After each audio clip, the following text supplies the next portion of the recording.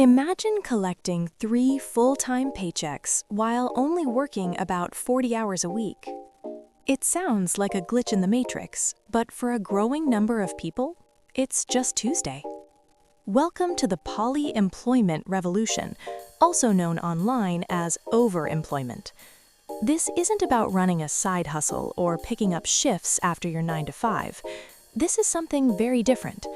It means holding multiple full-time remote jobs at the same time, without any of your employers knowing. In fact, one survey suggested that nearly 79% of remote or hybrid workers were doing some version of this in 2022. For many, it has become the ultimate work smarter, not harder strategy.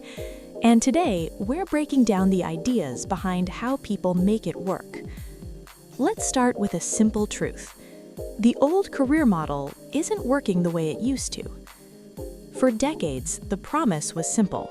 Give one company your loyalty, work hard for 40 years, and eventually you'll be rewarded with stability and security. But many people have watched that promise quietly disappear. They've watched layoffs happen right before bonuses or stock options vest. They've watched companies talk about family while treating workers like replaceable numbers. And slowly, a new realization has emerged.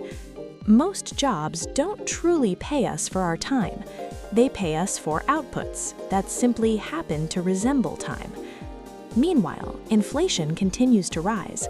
Wages remain stagnant. For many workers, a single job barely covers rent in a major city, let alone building long-term financial security.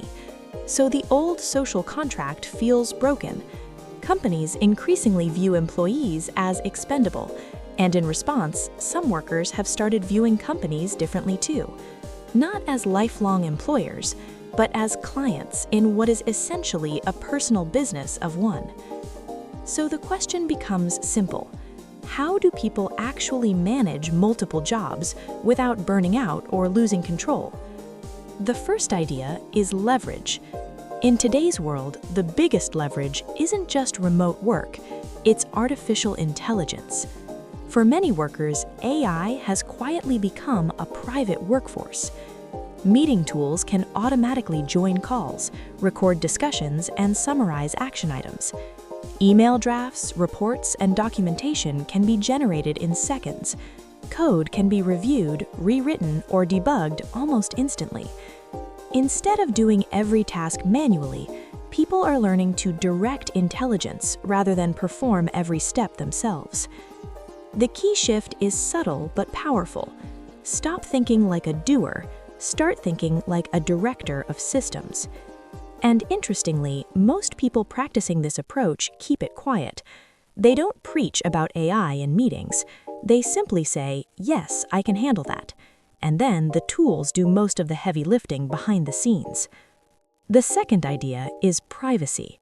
If someone wants to maintain multiple jobs, they need strict boundaries between them. One simple rule appears again and again. Never mix devices. Each job stays on its own laptop. Each system stays separate. That separation prevents accidental mistakes, like sending the wrong meeting link or replying from the wrong email account. Those small errors have ended many overemployment careers. Some workers also choose to hide public employment data, limit online activity, and keep their professional presence intentionally quiet. Not as deception, but as a form of personal privacy management. In this model, your career becomes something you manage the way a CEO manages a company. The third idea is sustainability. Because trying to run too many jobs at once can quickly become overwhelming. People sometimes fall into a churn and burn cycle, taking on 5 roles at once, pushing themselves to exhaustion and crashing after a few months. Instead, the more sustainable strategy is patience. Find stable roles, predictable workloads, jobs that are professionally routine but financially reliable. Some call these OE gems. They're not glamorous, but they're consistent. People who succeed with this approach also build strict routines, clear start times, clear stop times, and often a dedicated day of rest each week. When the workday ends, the laptop closes. The goal isn't endless hustle, it's progress towards financial independence. Because when income comes from multiple sources, something interesting happens. Losing one job no longer feels catastrophic. There's still another paycheck arriving, and sometimes another after that. But the impact isn't only financial. Many people describe a psychological shift. When your entire livelihood depends on a single employer, anxiety can quietly shape every decision. You overwork, you overperform, you stay constantly worried about being replaced. But when that dependency disappears, something changes. Work becomes calmer. Ironically, people often stop overworking once they know they're not trapped. They start focusing more on real life, family, learning, health. Some use the extra income to buy a home. Some help their parents with mortgages. Others support relatives through medical challenges. For them, the strategy isn't just about money. It's about creating breathing room in a system that often feels unstable. And we may still be in the early days of this shift. A new style of work is emerging, where technology, remote systems, and personal leverage change the rules of employment. For some people, it creates something close to a modern version of the 4-hour workweek idea at a much larger scale.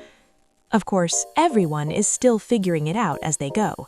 It's an evolving experiment, a different way of navigating careers, risk, and financial independence. So for those exploring this path, the philosophy tends to stay simple. Stay quiet, stay efficient, and keep building freedom one system at a time.